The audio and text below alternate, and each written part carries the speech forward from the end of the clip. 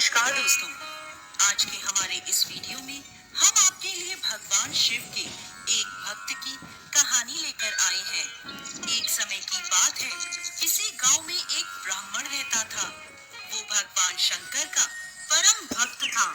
ब्रह्म मुहूर्त में उठकर नित्य कर्मों से निवृत्त होकर जब तक वो भगवान शिव की पूजा नहीं करता था, तब तक उसे चैन नहीं आता था। पूजा अर्चना से जो कुछ भी दान दक्षिणा मिलती थी, उसी से वो ब्राह्मण अपना गुजारा करता था। वो ब्राह्मण बहुत दयालु था। जब भी उसे कोई जरूरतमंद मिलता, तो अपनी क्षमता के अनुसार वो उसकी सेवा अवश्य करता था।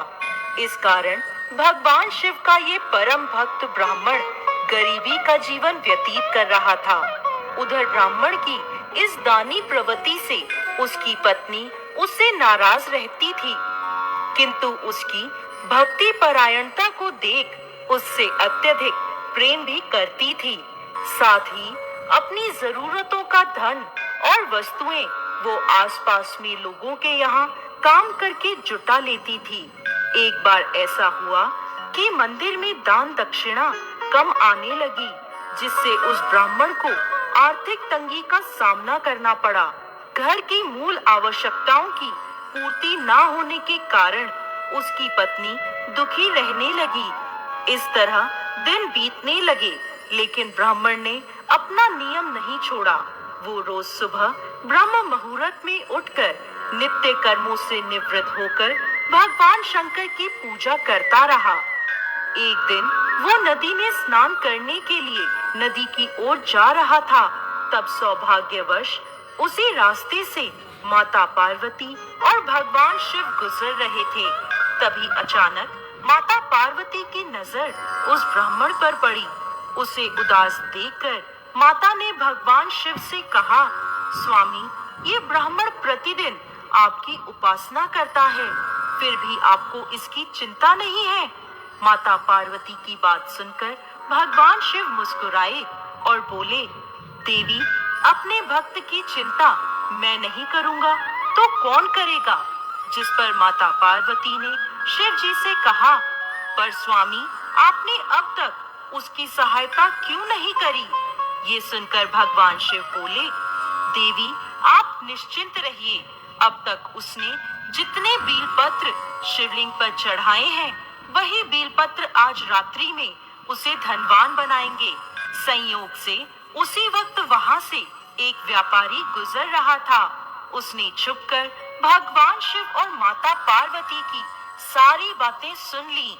फिर उसने सोचा कि अगर बेलपत्र से ब्राह्मण धनवान हो सकता है, तो मैं क्यों नहीं। ऐसा सोच वो व्यक्ति ब्राह्मण के घर पहुंचा और बोला, पंडित जी, आपने अब तक जितने भी बेलपत्र पूजन कर शिवलिंग पर चढ़ाए हैं, वो सब मुझे दे दीजिए। बदले में मैं आपको स्वर्ण मुद्राएं दूंगा। व्यापारी की बात सुन ब्राह्मण ने अपनी पत्नी से पूछा, तो वो बोली, पुण्य का दान ठीक तो नहीं है, किंतु दे दीजिए, हमें धन की जरूरत है। पत्नी के कहने पर ब्राह्मण ने सारे बेलपत्र एक बोरे में भरकर सेठ जी को दे दिए। जिसके बाद सेठ जी बेलपत्र का बोरा लेकर शिव मंदिर में पहुंचे और सारे बेलपत्र शिवलिंग पर चढ़ाकर वहीं बैठ गए और धनपति बनने का इंतजार करने लगे। इंतजार करते करते आधी रात हो गई। रात का तीसरा पहर बीतने के बाद सेठ जी के सब्र का बांध टूट गया और वो क्रोध में आकर शिवलिंग को झकझोरने लगे। तब एक चमत्कार हुआ। सेठ जी के हाथ शिवलिंग से ही चिपक गए। उन्होंने बहुत प्रयास किया, लेकिन उनके हाथ शिवलिंग से छूट ही नहीं रहे थे। सेठ जी भगवान शिव से क्षमा याचना करने लगे।